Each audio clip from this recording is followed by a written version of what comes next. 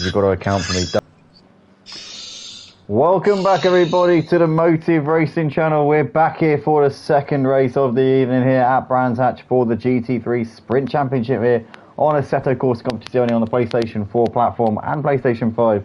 If anybody wants to play on the PlayStation 4 version of the game on the PlayStation 5, then they can. But here we are, we're lining up double file, getting ready to go up towards the final corner here. And once we come out of the final corner, we will be green as we cross the line and underway for the second race of the evening. The top three in the first race, SVV, KC, Raki Majay, and I Am So, all starting from the back as they finish on the podium in the first race. They're going to have to do it the hard way here in this second race. Ryan, I think we're in for a treat here. It's going to be a great race. Yeah, it should be a treat. Obviously, we had the slight issue with the end of the first race with Turbo Dutch not crossing the line and waiting to the fourth car come across the line. So he could qualify. He's actually been crashed out by Reco Vantage, and Reco Vantage and him are off in T1. That is unbelievable. The top two come out of the first corner, and somebody's lost it there, coming through Panago as well. Somebody else has gone off. Yeah, so KC, Reco Vantage, I am, yes, as you say there. But wow, what a start to this race. Spuz leads the race. Oh no, it was KC that went off at turn 1. Yeah, KC, Reco Vantage. Turbo Dutch is out. Is also down the pack. So it's now Spuz that leads the race ahead of Didi and Jonjig in third place. Edie's on the back of Jonjig right now, having a much better race so far in the very early stages of this one. Franz Joseph there in fifth. Torday's got a Torday train behind him. He's got Reki. I Am So just behind them ahead of Nilsson. Then you've got Casey in 11th and Turbo Dutch running at the back after his rather sketchy decision at the end of that previous race. This four-way battle is going to be quite intense for P6 here. Yeah, Torday currently leading them all. Trying to make past, and he's just racing his line, and the guys behind are just running a bit askew here and there. But just looking behind, Turbo Dutch has just come out of nowhere and jumped forwards. Oh, look at him. He's swerving through the middle there. He's managed to get ahead of pretty much all of them. Wow, look at that. Around the outside of Raki here. And he's got to move up into P8. Didi spun. Didi's now back in 11th place. Yeah, that was a crazy move from Turbo Dutch into P6 as he's managed to pretty much pass the entire mid-pack there. Reco's managed to get a couple of seconds clear of him. He's running in P5. He's now chasing down the leaders.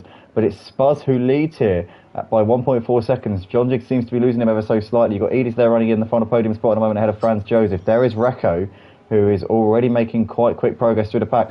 Looks like Reco and Turbo Dutch avoided some severe damage at the start of the race. Maybe they've avoided damage altogether from that collision through Paddock Hill. Hopefully for them, they haven't got any damage and they'll be able to make their way through quickly. But Casey was also involved in that first corner skirmish.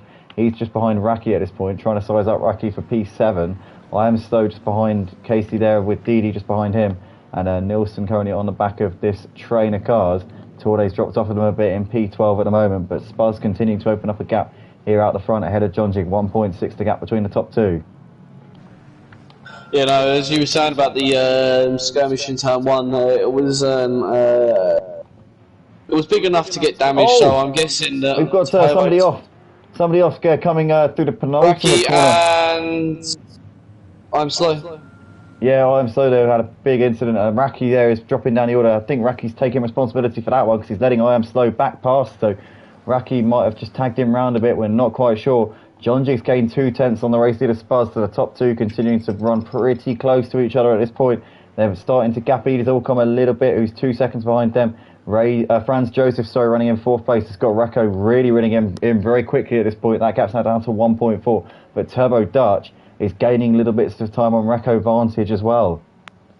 Oh, actually, that contact was I Am Slow. He went on the inside and just lost the grip and ended up spinning. Yeah, so he's actually letting Raki back past. Yeah, so I wonder if maybe those two just a bit indecisive as to who was at fault there. It's like they're like, oh, after you, no, after you, no, after you, no, after you. But nonetheless, they're continuing on their way now as Spuz has now gained another 2 tenths on Jonjig coming through the first sector on this lap so far. Recco Vantage is right on the back of Franz Josef though, and if we wanted to get on with this as quickly as possible with that first corner, first up skirmish there with Turbo Dutch. He's made the move there, routine John stuff. just gone off there through Sheen Curve. And so did Edis as well. Edis has gone off coming through the third to last corner. Sheen Curve there, he loses out. So Recco and Franz both getting ahead of him, and Turbo Dutch might fancy some of this as well then as we're coming down towards the final corner. Yeah, if he makes a move to the inside, he's going to end up crashing three guys out. Edis very sensibly there, backing out of that one, and he's lost it. He's just binned it onto the grass. He's into the wall, and Edis all come really struggling just there. So he drops down to P7, but he looks like he's retired from the race. At least, if he's not retired, then he is retiring. Franz Josef is off in T1. Did he go wide? Yeah, just lost the back end on the Ferrari. He just stepped out. In the foreground, Turbo Dutch is looking to try and keep. He's actually lost out to Casey there. So Casey's made the move up into P5. Turbo Dutch trying to get the cut back here, coming up towards turn 4, looking down the inside. These two trading places here, but Casey's trying to keep it there around the outside. Turbo Dutch on the inside. Casey will have the better run coming out onto this back straight though, as he had a wider line coming out of the corner, and Casey should have the inside for this right-hander.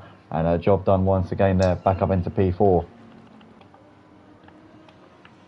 Raki and I'm Slow is just caught onto the back of Edis here, and they're going to just have to make a slow grind of getting back up towards the front. Yeah, absolutely. It's Turbo Dutch still trying to hassle Casey, and we see, Turbo Dutch lost it. Turbo Dutch gets a big spin there coming through the third to last corner. Had to overcorrect it a little bit. He'll lose out now. Didi up into P5. Nilsson there moves through up into 6th place. Turbo Dutch still hasn't got it going. Franz Josef moves up into 7th place. And Turbo Dutch is still struggling to get it going. There goes Edis Allcom and Raki now as well. And I am slow as well. So literally he's lost about 7 places there. And all of a sudden his race has been flipped on its head. And Turbo Dutch now down in 11th place. Yeah, that's been costing him a massive amount of time there, and you can just see from the gap between him and Casey. Casey's going through turn 2 and he's just coming into turn 1. Yeah, what a massive shame there for him. But currently you've got Recco now running in 3rd place. He's got a couple of seconds back to Casey. Casey's just bringing that gap down a little bit to Recco Vantage at this point. The gap to the leaders is 5 seconds between Spuz and Recco, but Jonjic currently between the two of them at this point, and Jonjic here has been just gradually dropping off at the back of Spuz since the start of this race. He's now going to have that Porsche of Recco very, very hot in his mirrors pretty shortly, but Casey's lost a bit of time to Recco on this lap so far, so Recco seems to be a match for Casey at this point, and obviously Casey won the first race with a reasonably comfortable win in the end. Obviously we saw some questionable tactics, to say the least, towards the end of the first race, obviously by Turbo Dutch, but he seems to be pretty much out of the picture now. But Recco Vantage seems to be certainly a similar pace to Casey at this point, so maybe if Recco can make quick progress here, can try and dispatch Jonjic and catch up to the back of Spuz, then he might be able to give Casey a run for his money. And to be fair, Spuz currently doing a really good job at the moment, 4 seconds up the road, might even be quicker than Recco and Casey in this race. Jonjic though, looking like he's going to have to really get his elbows out if he wants to keep these two behind him. As Raki's currently on the back of Edis Allcom. Edis wide coming through Paddock Hill Bend. Raki's going to look to the inside into Druid. Is he going to send one here? He's going to have the run. Raki does go late on the brakes coming into Druid's corner. Edis tries to get the cut back, hugs the curb, but can't come back in there. And Edis is now going to have to focus on what's behind him, because I am slow and Turbo Dutch very hot in his mirrors. But Raki I'm slow, up into looking P7. to make a move here now. I'm slowly looking down the inside into Surtees. I'm trying to remember the name of the corners, as well as Turbo Dutch as well. Edis got ever so wide there coming out of turn 3, and that just allowed the two of them to sneak up the inside. Raki and I am so both picking up positions just there then. Casey's got the gap down to 1.2 now to Recco Vantage. So Recco, I don't know if he made a mistake or if Casey's just starting to chip away. Also, Jonjic managed to extend the gap to Recco and Casey, so he's got some pace here, and he's actually kept the gap at around 4 seconds to Spuz on this lap so far then. But Spuz over the line to complete lap 6. The gap between Spuz and Jonjic staying at around 4 seconds, so Jonjic seems to have the pace. Maybe he made a mistake and that's why the gap went up a bit, but Recco is saying that is gaining on Jonjic and so is Casey. and this is going to quickly become a battle for second place. But Spuz will be hoping, surely at this point, Ryan, that these three start to fight each other, because if they start tripping over each other, that's only going to give him more legroom to just try and build up this gap and give himself a bit of a cushion. Yeah, definitely. I mean, when I was racing and I was battling for the championship, I was always hoping for battles to happen behind me. It was a record right just got off there. Oh, he has. Yeah, Recco, big mistake, huge mistake there, and he's lost quite a lot of time there then. Yeah, definitely. But you know, when I was racing, I was always hoping for the guys that were battling me in the championship, or the guys that could have held me up to get involved into a battle, and I could make easy pickings of them, or be able to pull away from them. I mean, we saw that with obviously. With the GT4s and the GT3 multi-class series, there was two big teams that were in that race. You had Run DJC, which was the team I'm in. I think it's Team Win or something, which is the team that John Jig, Pete Beard, Duke Martin, and someone else races in. So it was me and Kodalungus. BM Racing, yeah. Yeah. So there was me and Kodalungu, who was in the Run DJC in the GT4s. We had Emo Guy and Lightblade here and there in the GT3s. And then we had to deal with four of their team to try and it was quite competitive, wasn't it? Having two teams battling it out against each other. Always we see Casey looking to the inside on John Jig. John Jig sees him coming. It was a late send-it move there from Casey, but he's managed to make the move up into P2 there, down the end of that back straight, coming in towards the middle sector. And now that's Casey into second place. But Spaz has opened up about a 6.5 second gap to these two whilst they're battling it out. But that's dropped on there for Casey. And he's 3.5 seconds ahead of Recco, and now he'll try and extend that gap with Recco still behind Casey and still behind John Jig, and Recco's still with a lot of ground to try and make up here in this race. Yeah, and what was I saying? Like, it was such a competitive season. I mean, I was lucky enough for some races I could just get away and have clear air and just relax. But there were races that I had to defend from all four of them, trying to get John Jig ahead, because me and John Jig were the two guys that were battling for the championship. And it come down to the last race of the season. Yeah, you did absolutely everything you could.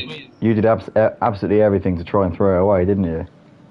I needed to win, and I needed John Jig to finish third or below. And thankfully, Kodalungu was in P2 and held it off. John Jig finished third. I remember that race because we had to end it prematurely because it was about 20 minutes from the end, wasn't it? We'd done about 40 minutes. Yeah, 15, 20 minutes ago. And we had a server disconnect. And that was one of the most dramatic end of the seasons, and it was good to finally get the work that I've put in pay off. Yeah, for sure. You did a fantastic job in that season, and obviously last season was your first season in the GT3s on ACC. But going from the GT4s to the GT3s, how much of a difference is it for you personally? Obviously going from one class to the other. It's got a drive through. Yeah, I was just about to say that. Spuz has just lost it. This is Casey's down to the lead. Oh my goodness. Yes, Spuz is dropping back and he's now going to be passed. Well, he's not going to be passed by John Jig, but John Jig's now right on the back of him. So this race has now turned on its head a little bit for Spuz. And Recco's now not too far from him as well. So this could be a four-man fight here for the lead, or is Casey just going to run away with it like he did in the first race? But like I was saying, difference between GT3 and GT4. Oh, Spuz has lost it again, and there's shot contact with John Jig. Oh no, John Jig gets caught up, and Recco has to swerve out of the way in the background there to avoid him as he just gets through. As well. Oh, Spuz, it's going absolutely Pete Tong here for Spuz. And yeah, like you say, Didi there's going to come past, coming into this right-hander at the end of the straight. I don't really know. I tell you what, this Brands is the one British circuit that I don't really know the corner names on. I don't know why. I used to know them I used to know the names back to front, and I loved. Cause obviously, it's one of my local tracks. I know the track very well, but I just don't. I've forgotten the names recently. See, the thing is, Ryan and I did a commentary around Snetterton the other week in the touring cars on Project Cars, and every single corner, there's literally a big, massive bollard with the corner names on every single corner. So we were able to reel them off like we were geniuses because we've been driving around and practicing it, and we actually got it all figured out. But around Brands, you get no such luck. You've actually got to have knowledge on the track because it's not written in big letters. Paddock Hill, Druid. I'm watching from DD, so I literally know there's this one, and then I know is Clearways the last corner. Yeah. This is Graham Hill Bend. See, I didn't know that. Because of the big hill, for some reason, it's called Graham Hill Bend. Yeah. And then this is Surtees. Surtees, yep. And if it was the Indy layout, the next corner would be Clearways. This is Pilgrim. Oh no, it's Pilgrim's Drop. No, Pilgrim's Drop's the next part. Oh, okay. Sorry, guys. We're just for those of you just tuning in and live on the stream right now. We're just Ryan knows a bit more than I do. He's just trying to remind himself the corner names here around Brands Hatch. I think he knows pretty much all of them, to be fair. So he's got a wealth of knowledge when it comes to this circuit. In the meantime, though, Spaz is bringing the gap back down to Raki. You can see that 0.8 of a second currently separating those two. Recco Vantage is bringing the gap down to John Jig slowly but surely, as he sees himself currently 7 seconds off of the lead, 14 minutes left in this race. So we're probably going to have about, I would say, about 10 more laps in this race. So with that in mind, 10 more laps. So with that in mind, 7 seconds over 10 laps, that might be a little bit of a stretch, I don't know. But I've remembered them. Cool, go on, So take us on a tour. In fact, let's ride on board. Let's ride on board with Recco Vantage as we take a tour on board with Ryan's narration. Go on, Ryan, take it away, mate. So we're coming down from GP Loop now. We're going down Pilgrim's Drop, and then we're going to go down into the sweeping right-hander of Hawthorns, which is a fourth gear corner. Coming down Derek Minter straight into Westfield, which is a questionable corner, and then you go down the drop into Dingledale. Coming into Sheen Curve, one of the most confusing corners on this game.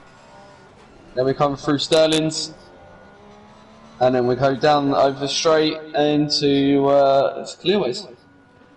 Clearways through the tunnel, and then Clark.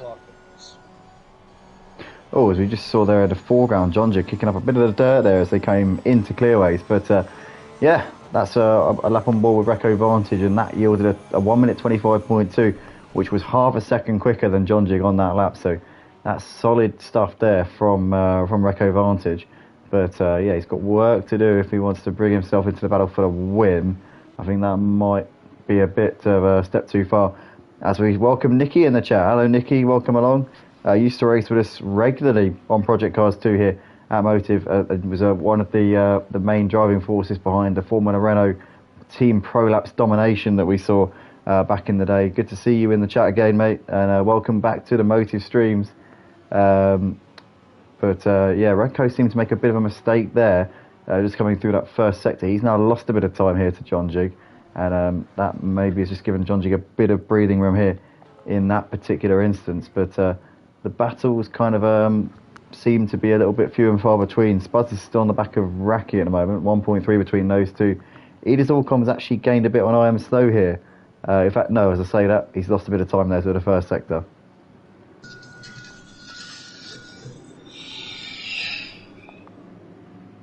Yeah, no, it's the race has been a bit more separated this race compared to the first race we saw about half an hour ago. As I'm Slow's just gone off and lost the place to Inez. Yeah, that's a real shame there, obviously for him. But to be fair, Ryan actually gets up in the middle of the night, or I don't know if he gets up in the middle of the night. Maybe he actually wakes up early, or maybe he stays up late. I don't know, but I know that This these would races are at be 3, 4 o'clock in the 7. morning for him. Yeah, Yeah, I think this race 3 a.m., is 4 a.m. 3 o'clock for him at the moment. So I don't know if he longs it out and stays up late, or if he just gets up early in the morning. To be fair, if it was me, I'd probably just stay up late. If it was like 3 or 4 in the morning, But just it's a like, Monday morning for him. oh yeah, true. He woke up So at he's 3 got a.m. work. Ah, right. Tina says he woke up at 3 a.m. It depends. I mean, he might not work on Mondays. Not everyone does. Yeah, true. Depends on what his He is schedule coming into is. the pit late, so I don't know if this is damage or if this is a retirement. Yeah, well, he's currently sat in the box nonetheless. But yeah, not what I'm so would have wanted here in this race. But Possibly to be fell fair, asleep whilst you've got driving. to give it to him though, right? Because as Tina said there in the comments, he woke up at 3 a.m.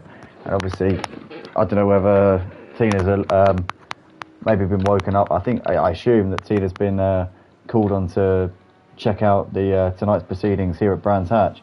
But seems like they've both been woken up in the middle of the night. But I tell you what, that is dedication because getting up at that time to drive here at Motive, here on the Motive channel, here in the GT3 Sprint Championship, I've got to give full respect to him for his dedication to the cause. That is impressive. Yeah, definitely. I mean, we've had a couple of Australian drivers before. We've got Duke Martin. Duke Martin's one of the guys that wakes up 6 o'clock in the morning for our Wednesday races. Yeah, obviously does live in Australia. But Recco currently within a second of John Duke at the moment, and he seems to be definitely bringing that gap down by quite a large amount of time. Yeah, he's certainly made a gain. He lost a couple of tenths though coming through that first sector though. As the 8 of you currently watching, guys, please smash the like button if you can. As he makes a bit of a mistake there. Lost a couple of tenths maybe to John Duke. We've got Archie in the comments.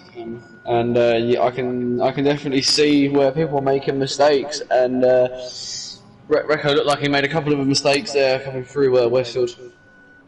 Yeah, as in the meantime, yeah, absolutely. As Raki's just extended the gap to Spurs to 1.2. 10 of you currently watching the stream, guys, please do smash the like button if you're enjoying right now.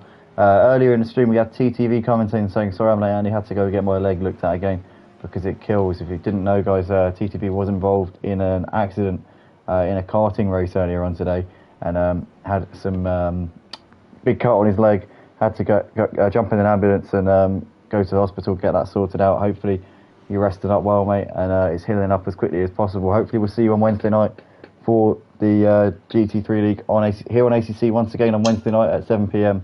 BST. Myself and Ryan will be in the comms box as per usual for that one.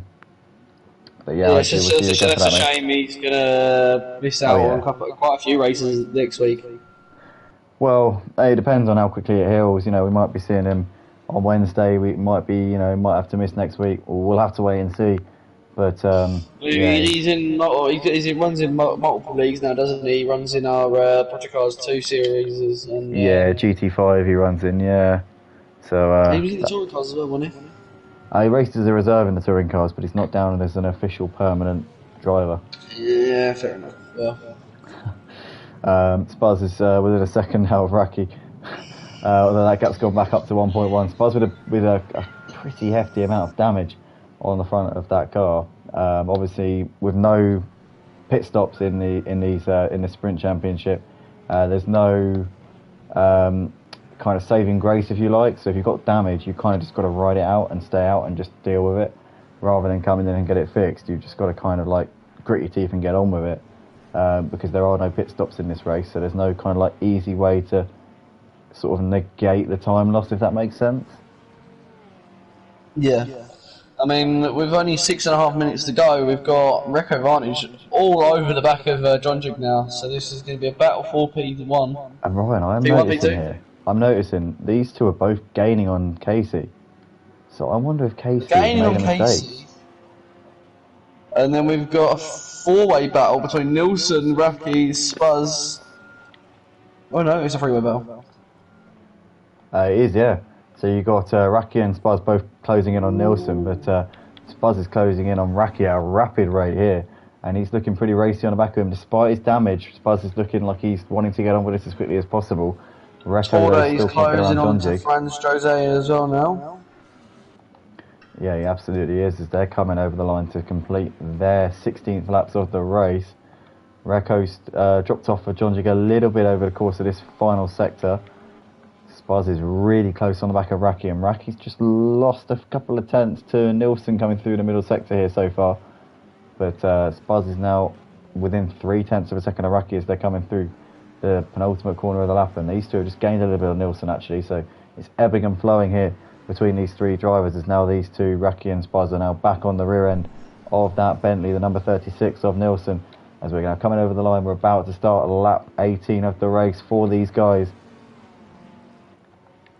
And Reko's still on the back of Jonjic at the moment, half a second separating those two.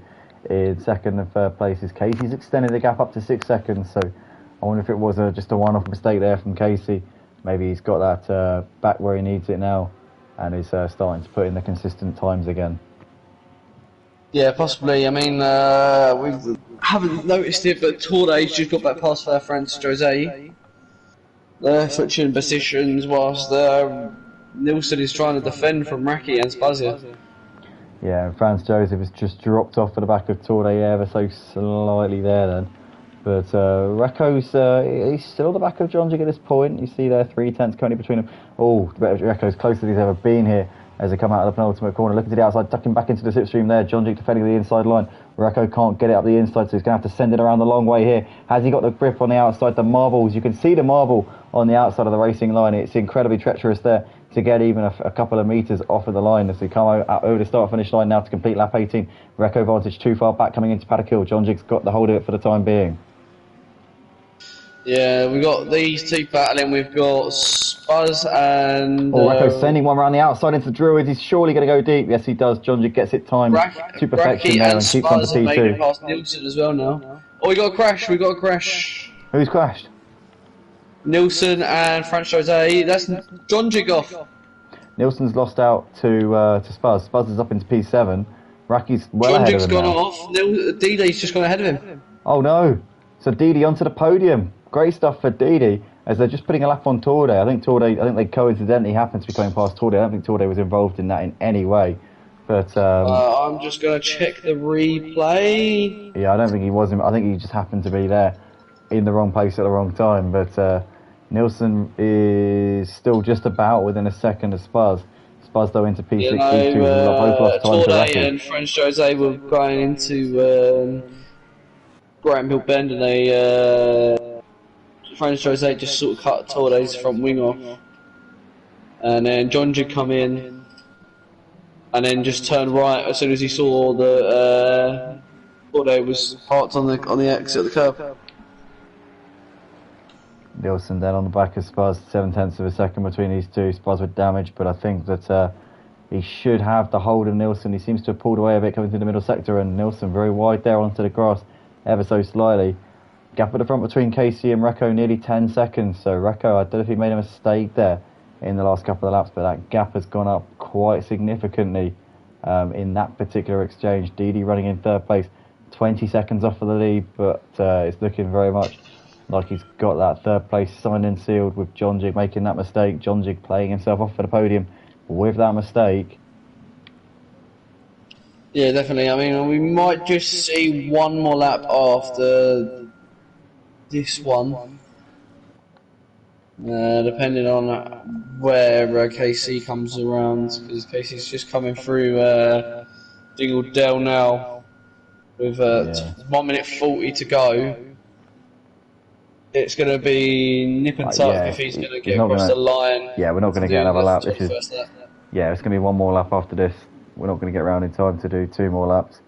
So Casey's going to start 1 more lap here off Brands Hatch, and it's going to be, by the looks of it at the moment, 2 from 2, unless he stacks it royally on this last lap. Reko's closed the gap down to 9.0, but I think he's left it a bit late here. I think that that ship for the win has potentially sailed. It's gone and left the port, and it's now on its way to its next cargo drop. But yeah, 7.6 the gap is coming down, but I don't think it's going to. I don't think Recco's going to manage to butter no crumpets there with the race leader. Yeah, definitely not. I mean, I don't think Recco's going to be able to gain 7 seconds in this last lap. It's unfortunate for John Jig, because John Jig was on to get P2 there. Yeah, it's a massive shame. As we can see, Edie's all come there just ahead of Turbo Dutch. These two battling out over 8th and 9th places as they're coming into towards the final corner. At this moment in time, you can see that Edie's with a bit of damage on the front. Turbo seems to actually be in better nick, his car, but tell you what, Edie's all over the gaff. He's lost it, he's binned it coming into the wall, and Turbo Dutch swoops through up into 8th place. Turbo Dutch oh no, he gets sideways, going to Panakill, he just about holds on to it. Turbo Dutch had a stormer of a first race, was keeping up with KC at parts of it, but he's not at the second race by any stretch of the imagination. Into P8 he goes though, Edie's all come loses out. Making moves somewhere. That's Nilsa making moves on French Jose. John Jig on French Jose. Yeah, John Jig putting a lap on France Joseph. Let's go to Casey though. He's coming over the line to take the win here in the second race. 2 from 2 for the GT3 Sprint Championship here for SBV's Casey, as he takes a win on his debut tonight. Recco Vantage comes over to take P2. Some good points for him after a difficult first race, making up for it somewhat here in race 2. DDTKU up towards the line. It's going to take 3rd place here in this race in the Porsche and complete the podium here tonight. John Jig a long way behind DD, but it's going to come over to take P4 ahead of Raki. Couple of top 5 finishes for Raki tonight, a podium and a 5th place. He'll be happy with that, I'm sure. Some very solid points. I'm sure he's probably going to be in the top 3 in the championship after tonight. Spaz comes over to take P6. Nilsson 7th place in the end. Turbo Dutch is going to come through the final couple of corners here. He's about 7 seconds clear of Edie's Allcom. Franz Joseph and Torde have both finished the race a lap down in 10th and 11th places. I Am Stowe has finished in 12th place. Turbo Dutch coming over the line to finish in P8 tonight, and Edie's Allcom will be the last driver to finish the race in 9th place, as he's just about on the league lap here. But massive congratulations to SVV Casey, taking 2 wins from 2 tonight here at Brands and getting his season started off in the best possible way. Recco Vantage, Damage Imitation P2 here in this second race, and DD competing the podium. But Ryan, some great racing over the course of these 2 races tonight here for the GT3 Sprint Championship. It's been great having you alongside me once again here tonight, and great stuff, isn't it? Yeah, no, it was a good night with some intense battles here and there. So just looking forward to seeing a bit more of this throughout the season. Absolutely, guys. If you do enjoy, please do slap a like on the video. Subscribe to the Motive Racing channel if you haven't already, and join us at www.motiveracing.com if you want to get involved in the leagues that we've got on ACC, Project Cars 2, or F1 as well. But I've been Andy, Ryan's been Ryan, and we will see you guys tomorrow. Join us tomorrow for the Clio Cup. We'll be live for round 3 of the season for that one. Looking forward to seeing another night of the Clios. I'll be live with Ryan once again from 8:30 p.m. BST. That'll be tomorrow, so that'll be the 25th of July for that one. We will be... do you know what? My computer's taking too long to load, so I don't know where we're going to be, but we'll be live tomorrow night. Also Wednesday night, we'll be back on ACC at 7 p.m. for the GT3, for the main GT3 league. Yeah, the main GT3 league will be back on Wednesday night at 7 p.m. Followed by the touring cars on Project Cars 2 at 8:30 p.m. BST. The GT5 Genetic Cup will be live on Friday night at 9 p.m. BST, and then we'll be back on here for the GT3 Sprint Championship at ACC. Once again, same place, same time next Sunday for the second round of 5. But Ryan, I think it's going to tell us where we are for tomorrow for the Clio Cup. So tomorrow we are at Hockenheim Schule. Oh yeah, of course. You were saying about how it's going to be no overtaking or something. Yeah, it's a track for nose to tail racing the whole day. And then Wednesday we are at Spa for the 90-minute race in the GT3 League. That's going to be a grueler. We're definitely going to need the three of us and Freeman on that night, I think. Yep. Touring cars on the Thursday are at Donington Park. Donington National, that's going to be a good one. And then Friday we will be at Watkins Glen for the GT5s. On the short circuit, yep, remember that. And then next week for the GT3 Sprint Championship here on ACC, we will be at Barcelona, the same place. Not same place, obviously, different track, but same time, same day of the week, 31st of July. So make sure you join us in exactly a week's time for that. But guys, we're going to get off now. We're going to stop rambling and we're going to end the stream. Thanks everybody once again, and we will see you in the next one. Cheers now, bye bye.